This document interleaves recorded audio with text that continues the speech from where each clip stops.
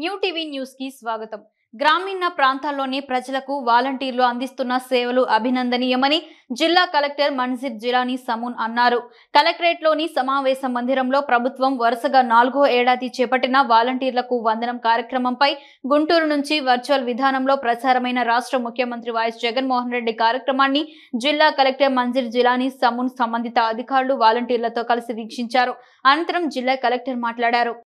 అందరూ కూడా ఇందులో భాగస్వామ్యం అవ్వాలని పేరున కోరుకుంటూ ఈ యొక్క అవార్డు ప్రదాన కార్యక్రమం వాలంటీర్ సన్మాన కార్యక్రమం ఈ జిల్లాలో ఇక్కడ సార్ సన్మానం చేయడం ద్వారా జిల్లా మొత్తము రేపటి నుండి చేసుకునే దానికి అవకాశం కల్పిస్తున్నాను.